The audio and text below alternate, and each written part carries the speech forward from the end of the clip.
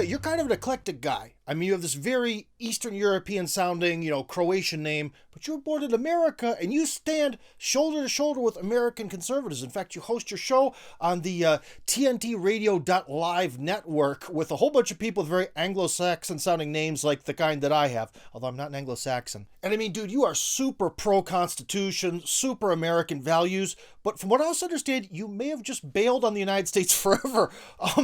And I think you actually have like a third citizenship somewhere. So, dude, what's going on? Could you tell us about your background and what is your sort of overall worldview here? Yeah, so I was born in the U.S. and so I'm an American, but I'm ethnic Croat. My name actually means Croatian, and I grew up between both countries. We moved back and forth, and I speak both languages. I'm fluent in Croatian, and that kind of informs my worldview, as you said. And then I went on. I did Peace Corps Mongolia. I studied international relations in Geneva, Switzerland, and then I got a job a decade ago teaching in Mexico, and I also became a nationalized Mexican, and I lived for 3 years in Kazakhstan, and that's why I got this kind of international view.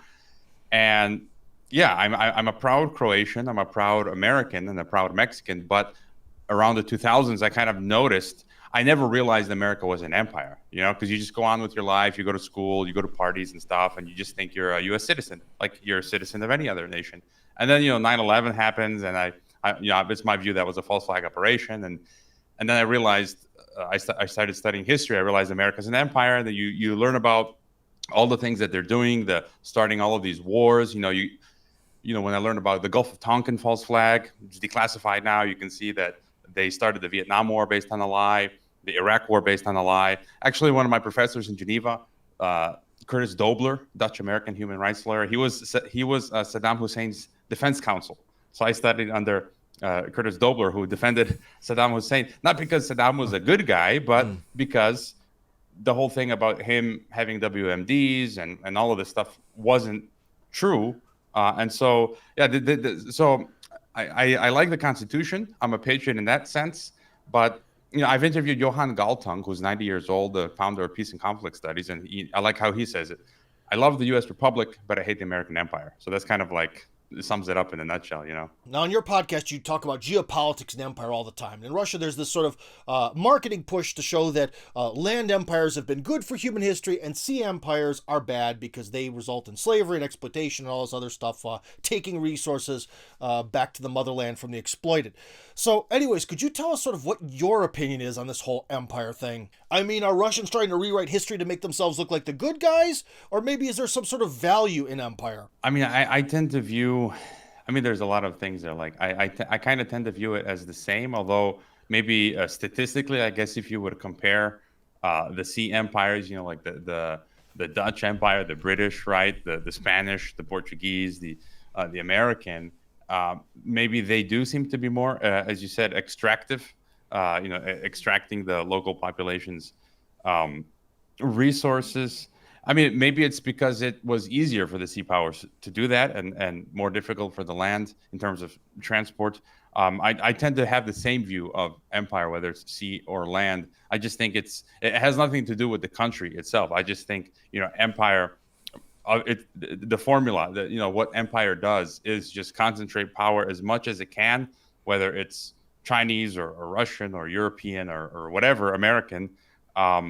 Maybe some cultures or countries at different points in time have done it better or less worse. But I don't know. I would kind of tend to view. There have been empires that have been more benevolent, let's say. So I guess maybe I could put it that way. Okay, so on February 24th, a lot of us, including me, were kind of worried we might get drafted to go to the front in Ukraine. But things have turned out better than a lot of us might have first expected. Well, to be honest, I didn't expect that we'd go to war in the first place. But anyways, so how have international relations, the geopolitical game, and so on and so forth, how has this all changed since the special operation started? It seems like, as you said, I interview a lot of people on my TNT show, on my Geopolitics and Empire, a lot of world-renowned experts. There does seem to be a consensus that the Sino-Russian world, the world island in a sense, as Mackinder put it, or the Eurasian multipolar world, that it is on the rise, and then the West is in decline. I've been focusing on the West the last 20 years, as you said, because I'm from the West, and I've been interviewing people like Morris Berman and Johan Galtung, where we've been tracking the decline of the West in all facets. One reason I left the United States in 2006. I mean, I have a multicultural background, so I just like to travel and learn new languages and integrate with local cultures. But I also could see the American empire was declining, and as it declines, it becomes culturally degenerate. As we can see with all of the trans and all of this stuff and the bread and circuses, everyone's just so obese and just watching Netflix and talking about sports, trivial matters. It would decline economically, which I think we're seeing in the West, and it would become totalitarian, authoritarian, which we're seeing now. And so, yeah, I think what's happening now that the East is rising, this Eastern Bloc, and yeah, as you said, I think the West has overplayed its hand, and yeah, it's. I feel that it is pretty weak, and it's things are kind of balancing out in terms of a balance of power between Russia and China, other states, and this Western bloc. So, what do you think is the real reason why the United States is in decline? I mean, there's the factor of nothing lasts forever, history is cyclical, so on and so forth, but these are just kind of, buzzwords. What's the real nitty gritty? Why is this happening? Well, I think one thing, as you mentioned, there is that cyclical thing. Like everything has a finite life cycle. You can't, in terms of economy, we've just a historic amount of debt and the money printing, and things just cannot go on physically, right? Like you just cannot go beyond the nature's, laws and barriers in one sense. So as you said, there is that cycle to empire, which no one has beaten it. All empire, all currencies have gone to zero. Every single currency in the history of the world, all empires have risen and fallen. So there's that. Maybe in this moment in time, I think there's also a globalist element to this, which is not often talked about, let's say, on channels that do geopolitics, where I do think there is this concentrated global oligarchy, which is international, a transnational elite, let's say, and that they also, so you have the state that the U.S. is in, but you also have this transnational elite. Maybe the U.S. has peaked and it's declining, but you have this also globalist elite that wants to accelerate artificially that decline. So I think they have, maybe if there wasn't this global elite, things would have declined slower in the West. But I think they're just like pouring, how do you say, like gas on the fire, these globalists, and they want to destroy any potential, they want to balkanize like they did in Yugoslavia, like they've done in Iraq. It's just classic imperial, British imperial divide and conquer, as you see all over the planet. And I kind of feel like they want to use that balkanization model in the U.S. because they want to have a global governing system, and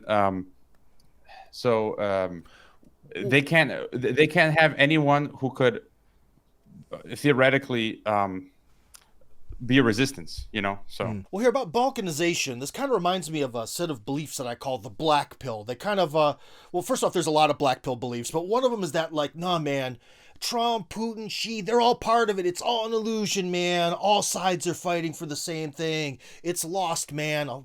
Okay, then I guess you need to just go live in a hole or something, because then all humanity's lost because everything's fake. But anyways, I mean to say that, in the West, if there is this balkanization of the West happening, and it's going to sort of, bring the West down, well, the Western elites, they're going to have nowhere else to live because they're the Western elites. Trust me, no one's waiting for them in China. Well, I kind of view, I'm kind of, I like this nuanced take where I'm not like in full either camp. Like I think, as you were alluding, that nation states are sort of, how do you say, or organic, a bit fluid, and so you do have, take any country. Let's take my third home country, Mexico, which I'm a citizen of. The governor of the state where I live in, he's captured. He's a captured globalist. When I came back 2 years ago, I could see by his actions, he was literally before my eyes carrying out openly globalist agendas. Carrying out, I found the white papers of the, the city it's a smart city. It literally gets funding from Rockefeller. And then I just a week ago, I actually found from 2019 a photo of the governor. His name is Enrique Alfaro. He was in California at the World Economic Forum offices, and he took a picture with the WEF logo behind him. So, but take that example of Mexico, but it's not like all of them are yet, at least. You take maybe the president like AMLO, he seems to be kicking against some of the globalist stuff. So it seems like, maybe he's not captured. Maybe some of the other people are alongside AMLO are not captured. Then you've got a plethora of mayors and governors which are captured. And I kind of see that same thing going on in all countries, including Russia, where you've got, maybe a group of Russians that are nationalists or patriotic. But then you've got others and other agencies of power which are, on board with these globalists. And I just kind of see that across the board in every single country, even my own. I mean, I'm here in Croatia, and I have nothing but disdain for pretty much all of the ruling class here. It's like a mafia. They do whatever Brussels says. And so, yeah. No, I just wanted to say, sir, that you have over 300 podcasts complete. Dude, you're one heck of a producer, because if there's one thing that I am not good at in this program, it's hunting people down. That's kind of actually the hardest part. I can write a lot about geopolitics. Finding someone to talk to about is the difficult thing. But anyways, that's me. Now let's get to what you were saying about this sort of like Mexican governor guy. Now, say some sort of Mexican governor serves globalist interests. Does that mean that he's some sort of true believer? Or is he just kind of like a human placeholder who's just going to sit there and take money and do whatever people tell him to do? What's the true nature of all this? I think it's the second thing you said. I don't think he believes in it. I think I think a lot of these guys are opportunists. If you look at Mexico, I think they're just bought. Well, there are a number of things. They're bought off financially. I don't think they really believe in this stuff. They're just opportunistic, and so they'll take the money, but also threats. Well, I mean, Mexico's a special case because you've got the cartels, and then they threaten you like to kill you outright if you don't kind of do what they say. And so as a politician in Mexico, usually you're easily moldable. You don't really have a strong ideology. But yeah, I would say he, for example, I don't think he really believes in it. He's just a total opportunist. I've met people who've met him briefly, or I mean, you could just tell he's just he doesn't have an ideology. Like most politicians, they just go whichever way the wind blows. No, and I think you can say the same maybe with Trudeau's and Mark Rutte's. That, well, maybe some of them do drink the Kool-Aid, but I don't know, it's a mix between opportunism. Now, as many of my regular viewers know, I'm very critical of the idea that 400 guys who aren't experts on the laws they're voting on, sitting in a room, is a system of making laws that maybe should have remained in the past. I mean, the Founding Fathers did a brilliant job. We're not going to touch the U.S. Constitution. Let's let that go. Maybe in Russia we can be a little bit more experimental. But that's, beside the point. Sorry, friends, parts of this video got corrupted. So anyways, as I was saying, the Founding Fathers did a great job of setting up a brilliant system, but over these many years, it looks like every loophole and crack has been founded to exploit it to the extreme. So what sort of systemic answers could solve these problems that are now inherent in our system? Yeah, I've thought about this for a while, and COVID just kind of woke everyone up. And yeah, I've interviewed Gregory Copley of the International Strategic Studies Association. He's like in his 70s or 80s, and he's worked with high-level people. And in an interview, he said democracy is dead right now. Like we're in an age globally, it's dead. It's toast. It doesn't exist anymore. We're now moving into an age of authoritarianism. Maybe at some point in the future, it'll come back. But I'm just disillusioned with democracy. To me, it just seems like an illusion, a scam. It's this a financial elite can just buy up anyone that they want. So you don't really have a democracy. Maybe initially it worked out for a while, but over time, as you said, it just inevitably becomes corrupted. And then whoever's got the money can just buy whichever party, politicians. I don't think there is any. I'm a believer in Christ, and I don't think there is or ever will be any perfect system because man is imperfect. So any institution or organism is never going to be perfect. We can just kind of try the best that we can, but it's also an eternal struggle throughout history. You need a public that is intelligent and willing to sacrifice to maintain freedom and liberty. And I think the strongest tactic over the last century, kind of, I guess you were mentioning that, maybe it was the tactic of the devil that instead of pushing forcefully against us, like in a fascist manner, he kind of went the Brave New World route. Just let us get fat, for the slaughter. and so just kind of gave us everything that we wanted, just get us fat and dumb, like in idiocracy, and that was the easier way, sort of, to manage us, steer us into this kind of controlled system. And so I think the only solution that I can think of is if try to get people again to start reading and start caring about all of these things that matter, because otherwise, if you have a dumbed down population, I don't know what good solution will there be. I mean, if you have a king that's benevolent, how long will that last? If he dies, he gets replaced by a dictator. So You mentioned a brave new world. After all the intellectual discourse you've been involved in, do you ever feel that humans, for the most part, are just on a genetic level going to go happily into the comforts of an Aldous Huxleyan reality? I mean, if you look at society now, not much has changed. We're still living in a medieval world. It's just the peasantry doesn't really make food anymore. Or am I just becoming black-pilled now myself? I'm more in that sense of the black pill view. I mean, I try to challenge myself to, as anyone who tries to think critically, you challenge your own view, and I just can't get away from it because, I mean, and one, I believe in the Bible and the prophecy that, that sort of end time scenario, whenever it is, I don't know when it is, it could be this decade or 50 years from now, century, but I just see things over time getting progressively worse, climaxing, the end of history and then Christ coming back. And the people that I talk to, like, I'm here in Croatia, and just this week I had lunch with a listener, a Geopolitics and Empire listener, TNT radio listener. He took me out to lunch. He left the U.S. He decided to leave permanently, and he's between Europe and Latin America. He's really like bracing for impact. So I keep meeting so many of these smart people, including many of my guests who are like bugging out, and they're bracing for impact. And even today, there's this Canadian couple that fled Mexico. They're called, they used to have a YouTube channel called Life with Leakmans. They just posted today or yesterday, like they're saying, this is our last video. We're closing the YouTube. And they're saying stuff like they think things are getting bad. They know someone in the Canadian government that says lockdowns are coming again, and it's just like, I'm just, from talking to listeners and some of my guests, the conclusion is that things are just slowly or quickly getting progressively worse. So I'm black-pilled in the sense. I kind of I don't see, and there's not enough critical mass now of people pushing back. And I'm here in Croatia. I'm in Mexico. I just see that there's just not enough pushback quickly enough. So. My question for you is, how do we get then this elite to change its narrative? Because when you go to Russia, the future looks awesome. There's nobody's worried about climate change. They're not worried about resources. Life here is as kind of calm and full of optimism as like in 1950s America. I mean, too, and if you ever get the chance to talk to the occasional Russian billionaire, they don't believe in any of this globalist crap either for the most part. Well, some of them do, but the ones I've met don't. So anyways, if we could maybe just convince the elite that all this like Greta Thunberg, climate change, Bill Gates, Malthusianism, we don't need it. So how do we do it? How do we get the elite to believe in something sane?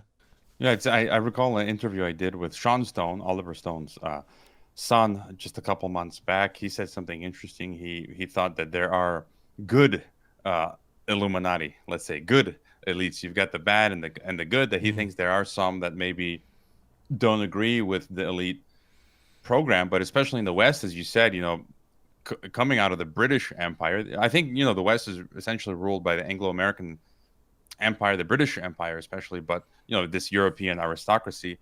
At their core, I mean, I believe that is their ideology. Like, I think it's eugenicist, it's Malthusian. They're talking about it nonstop. Going back a century, that's their core belief. I think they have these occult, esoteric beliefs that are, I don't know what's the best phrase. I don't like outright saying like satanic or Satanism, but I sure do. Maybe it's Luciferian, because look, what was it, 2009, when I was in Geneva, I attended a meeting of the Lutz's Trust NGO, which was founded it was founded in 1922 by Alice Bailey. It was originally called the Lucifer Publishing Company, and it was influenced by Helena Blavatsky, the Theosophist, and And they changed their name to Lucis Trust. They're an NGO that's officially a member of the United Nations. And you go to their website, they believe that Lucifer is the Christ, that Lucifer is the Messiah. They literally say that. So Christians believe, that there will be like Lucifer will come in the guise, the Antichrist, in the guise of Christ. They believe that Lucifer actually is the Messiah, that he is the Mahdi to the Muslims, the Maitreya to all of these other religions, and he's the Christ, and they're preparing for his return. So I went to one of their meetings, and in their literature, they talk about this. So if you've got this real organization, and I saw crazy things at the UN, like you've got at the UN in Geneva, they've got the coffee lounge. It's called the Serpentine Lounge. In the conference hall across from the UN, where they have the office of the Lucis Trust, we would go there for talks. I have photos where the microphones are pyramids, and when you turn on the microphone to speak, the capstone turns red. And so you see all this crazy, Luciferian symbolism everywhere. So that's kind of my answer. I know there are people that are not religious or spiritual, and they just kind of don't like talking about this. They poo-poo this, but I mean, this is what I'm seeing, and that's a core of their belief. So now, from what I understand, you bailed on America to go to Croatia. Was that connected to your podcasting or to some specific event? Have you been sort of on the bad end of the repression stick or something? Yeah, so I was in Mexico, but I just came a couple months ago because they removed all the restrictions, and I wanted to come home for a while. And now I'm debating. I don't know if I want to live in Croatia or Mexico because, like I said, I see bad things coming down the line, and I want to be somewhere where you've got food and water in a rural area. And I'm noticing Mexico has been a good location, but Croatia is kind of like the Mexico of the United States of Europe. It's low population density. I've got the village not far from where I am. There's clean water, a lot of good resources. So it wouldn't be a bad option, but we're part of the EU, which is total totalitarian technocracy, a fascist system. And, just a few months ago, you couldn't walk into the government office, into the here to do, get any of your IDs or anything. You had to have a vaccine certificate. So yeah, I'm here in Croatia, although I do feel like I am experiencing, I've mentioned this before, from the U.S. government, the far reach of the U.S. I got taken off, banned from PayPal in April, I believe by the Department of Homeland Security, because that's the same week they rolled out the Disinformation Governance Board, and then Mint Press, Consortium News, and myself were banned from PayPal, and just little things like that. My kid, we were getting her passport and citizenship at the U.S. Embassy abroad, and it's been like 4 months, and then nothing's happened. It's never happened before, and they did just respond saying, oh, there was some technicality or delay, so we're giving you an extension and send more proof. But it just, in the context of everything getting taken down by PayPal, it just does feel like the U.S. empire is causing more and more problems. They raid Trump. They 87,000 new IRS agents. I mean, you can just see more and more they're amping up this tyranny. So how is Mexican society changing? Because in some ways, Mexico shares something unique with Russia. It's on the border of Western civilization for a long time, and also been on kind of the losing end of the stick of that border. So how is their society changing, looking at sort of the West that they may have possibly idolized, like the Russians after all these generations, falling apart and just dissipating into dust before their eyes? I'd say Mexican people, by and large, and it's very similar in all of Latin America, they're very easygoing, very friendly. They're not as explosive as, let's say, Slavs. You come here to Croatia and they argue with each other and just very hard-headed. And Mexicans are just very kind of easygoing. They don't get freaked out. They treat everyone kindly. Oh, I mean, overall, except for the narcos that chop your head off. But well, that's business. I would say, yeah, that's business. But actually, this is great. Like literally 2 days ago, I live in Guadalajara in Mexico when I'm not in Croatia. They had narco blockades. So it was like a scene from Batman. All over the city, they burned buses. I think no civilians were killed. But I mean, you had freaking narco blockades in my home just a few days ago. But back to what you're saying, I feel like the Mexicans, it's like they're still living under the Spanish Empire, in a sense, from hundreds of years ago. They still have that mentality of being sort of like meekish and happy with the little that they got. And I think they look up to the U.S., the working class of Mexico. And so many of them are grateful for the not crazy Americans that come and the opportunity to go to the U.S. and make money and have a better life. But you've also got, as you said, it's not happening so fast, but it is happening. Mexicans, I have a Mexican friend. A lot of them work in IT and this stuff. He was given a well-paying job opportunity in the U.S. and he refused. He decided to stay in Mexico. So I know a good number of Mexicans that have had opportunities. I mean, even recently, I talked to a lot of people, or Mexicans that where I live, working class, barbers, construction workers. So many of them actually have U.S. citizenship or U.S. permanent residency, and they prefer to live in Mexico. So, and then you have like AMLO in the sense the president who is willing to work with Russia and everyone, and sort of kicking against the U.S. empire. We see that with these tariffs related to NAFTA, with not wanting to go against Russia, to working with the Chinese and other countries, with Venezuela, and so yeah, there is this shift you are seeing in the current, especially with the current ruling party in Mexico. Now, one final question. I mean, the West has done a good job of convincing everyone in Eastern Europe, or Central Europe, as some people like to call it, that the Russians are the reason that they are poor, that Russia is really the sort of source of all the problems of those countries. Now, you are in one of those countries, but not only that, Russia has supported Serbia over and over and over again, and Serbia is kind of your blood enemies there in Croatia. So what is the public perspective, perception, I should say, of Russia within Croatia? I can't imagine it being too super positive. Well, I haven't spoken broadly yet with the Croatians here on the ground regarding, let's say, some of this stuff. I mean, I can tell you myself as it's mixed. You get everything. Like there are Croatians that call, and I totally agree. I'm that kind of Croatian where I view the European Union. They call it Euroslavia. Like we left communist Yugoslavia, you Mm-hmm. know, totalitarian construct, and we became a free republic for 20 years. Yay! And then we became in 2013 a member of the EU, and it's a totalitarian construct. And in 4 months, we're going to lose our Croatian kuna, our national currency. And for me, that's like a huge stab in our national sovereignty and identity. It's like we're going to have a euro, not going to have a kuna, we're going to join the Schengen.